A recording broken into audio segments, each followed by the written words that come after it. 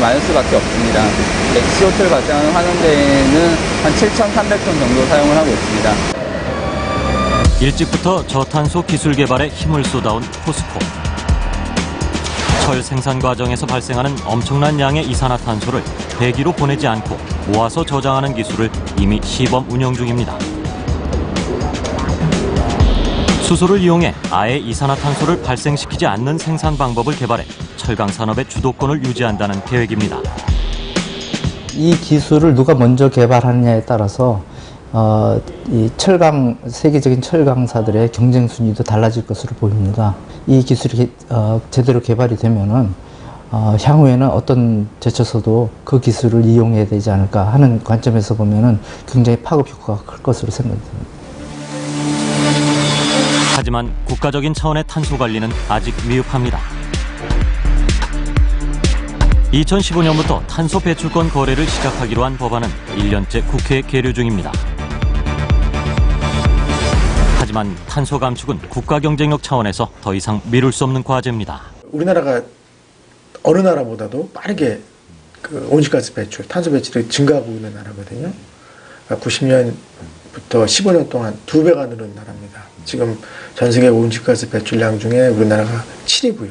이거는 국제적으로도 그렇고 지구적으로도 기후변화가 굉장히 심각해지고 있기 때문에 어느 순간 우리가 빨리 미리미리 준비해서 탄소를 적게 배출하는 시스템, 경제 구조를 만들지 않으면 이제 앞으로 점점 더 어려워진다는 겁니다. 그래서 빨리 우리가 온실가스를 줄여나가야 되겠습니다.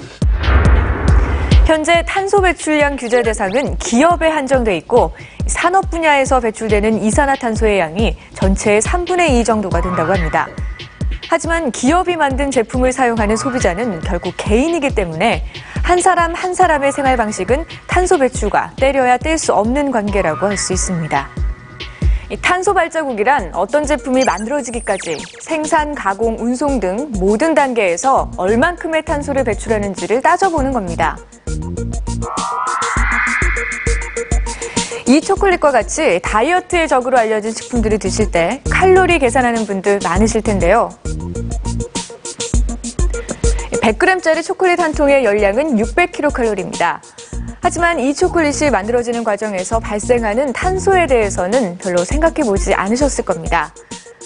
초콜릿의 원료인 카카오콩이 서부 아프리카에서 이탈리아로 수입돼 가공되고 또 다시 우리나라로 오기까지 100g짜리 이 초콜릿은 300g의 탄소 발자국을 남깁니다. 그렇다면 이 와인은 어떨까요?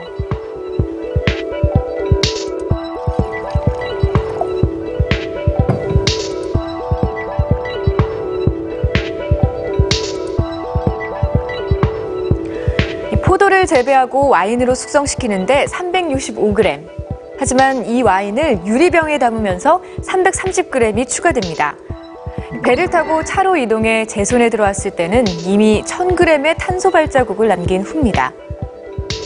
포장을 덜하고 가까운 곳에서 난 와인을 선택하면 탄소 배출을 반 이상 줄일 수 있습니다. 이 와인 대신 우리나라에서 만든 복분자주를 마신다면 탄소 발자국을 줄일 수 있겠죠. 치즈가 들어간 소고기 햄버거 하나는 2,500g, 이 미국산 분유 한 통은 무려 4,800g의 탄소를 배출합니다. 와인이나 초콜릿보다 이 두 가지가 훨씬 많은 탄소를 배출하는 이유는 바로 소 때문인데요.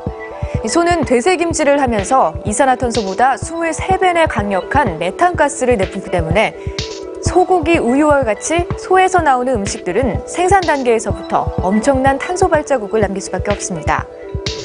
이처럼 우리가 일상생활에서 접하는 모든 것들은 탄소 발자국을 계산할 수 있고 될 수 있으면 탄소를 덜 배출하는 제품을 이용해 탄소 다이어트를 하는 것이 여러분이 지구를 살리는 가장 쉬운 방법입니다.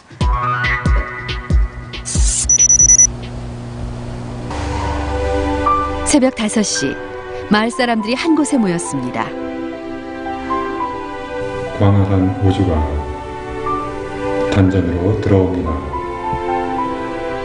하루 2번, 남녀노소 모두 모여 명상을 하는 이유는 지구와 교감을 하기 위해서라고 합니다.